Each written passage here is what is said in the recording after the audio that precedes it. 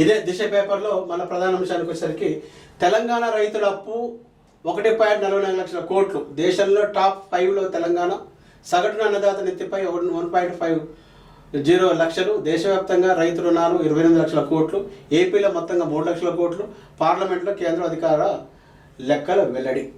అయితే ఇక్కడ రైతులకు ఆర్థిక భరోసా ఇవ్వడానికి రైతు బంధు పథకం కానీ, వాళ్ళకి విత్తనాల సబ్సిడీ కానీ, ఇంకా వాళ్ళకి ఏమన్నా కార్యక్రమాలు ఉంటే దాన్ని రైతుకు 100% సహకరించాల్సిన అవసరం, బాధ్యత కేంద్ర రాష్ట్ర ప్రభుత్వాల మీద ఉంది.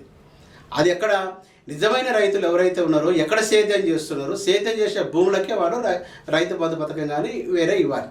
కానీ కేసీఆర్ ఏం చేసిండు, గుళ్ళకు కొన్ని హైవే రోడ్లకి ఎక్కడ ఎవరి పేరు మీద పట్ట ఉంటే వాడికి రైతు బంధు ఇచ్చి, మనకందరూ తెలుసు.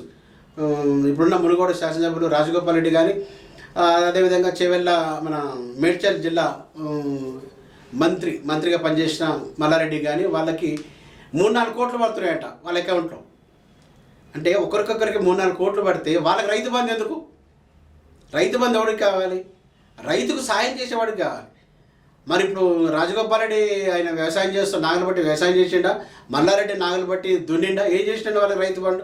అంటే అడ్డగోలుగా ముబ్బడిగా వాళ్ళకు వేసేసి, అంటే కొండల గుట్టలకి రైతు బంధు అనేది నువ్వు సాగు చేసడానికి, నువ్వు వ్యవసాయానికి కొంచెం ఆర్థిక సాయం చేయడానికి. కానీ కొండల గుట్టలు బీడు భూములకు నువ్వు ఎందుకు వేసినావు ఇప్పటిదాకా? అంటే మొత్తం ఈ రైతు బంధు పథకం పేరు మీద మొత్తం ఎవరికైతే బడా భూస్వాములు ఉన్నారో వాళ్ళకి లబ్ధి చేకూరే విధంగా మరి నాడు కేసీఆర్ ప్రభుత్వం ఉంది. మరి నేటికి వచ్చేసరికి దాన్ని ఫిల్టర్ చేసాం. కాంగ్రెస్ పార్టీ వచ్చిన తర్వాత, రేవంత్ రెడ్డి వచ్చిన తర్వాత నిజమైన రైతులు ఎవరికి రైతు బంధు రావాలని దాని మీద ఫిల్టర్ చేయడం వలన కొంత ఆలస్యమైంది. కొన్ని చోట్ల 100% రూపాయలు, అంటే 2 లక్షల రుణమాఫీ అయితే 2 లక్షలు రుణమాఫీ చేశారు. ఆ ద్వారా రుణమాఫీ ₹1,00,000 రుణమాఫీ అని చెప్పి 10,000 చేసుకుంటూ వచ్చేసరికి మళ్ళీ సంవత్సరం వచ్చేవారికి ఈయన ఎంతైతే మాఫీ చేసిండో ఆ మాఫీ మళ్ళీ ఒడ్డుగా పేరుకపోయేది. దానివల్ల రైతుకి ఏం లాభం? అంత దుర్మార్గం చేసిండు. మరి రేవంత్ రెడ్డి వచ్చిన తర్వాత ఇక రైతు బంధు కానీ ఇదంతా రైతులకు మేలు చేకూరు పనులన్నీ కూడా సక్రమంగా జరుగుతున్నాయి.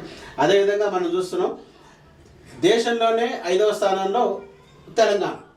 అంటే ఇక్కడ మనకు ఒకటే, రైతులకు మేలు చేసినప్పుడు దేశంలో 5వ స్థానం కాదు, ఒక స్థానంలో పర్లేదు.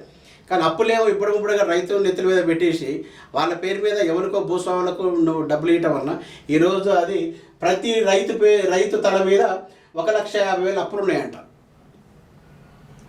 అంటే ఇప్పుడు మామూలుగా నువ్వు ఇచ్చిందేమో అంత ధరలకు, పెట్టుబడిదారులకు 100ల కొద్ది ఎకరాలు ఉన్న వాళ్ళకి, కానీ ఎకరం 2 ఎకరాలు ఉన్న మధ్యతరగతి సగటు రైతు మీద కూడా అంత అప్పులు చేయకూడదు. కాబట్టి ఇది చాలా దుర్మార్గం చర్య. అందుకనే కేసీఆర్ ప్రభుత్వ హయాంలో మొత్తం అన్ని ఇలాంటివే, ఒక్కటనే కాదు.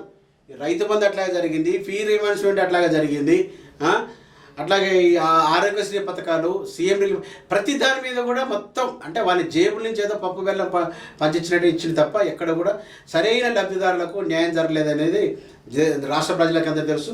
అందుకనే ఈ దఫాలో కూడా ఆయన 3వసారి కూడా వస్తాడనుకున్న ఆయన మూల కూర్చుండు. మరి ఇప్పటికైనా మేల్కొని మరి కాంగ్రెస్ పార్టీ ప్రభుత్వం నిజమైన రైతులు ఉన్నారో వాళ్ళకు మేలు చేయాలని చెప్పి కోరుతున్నాం.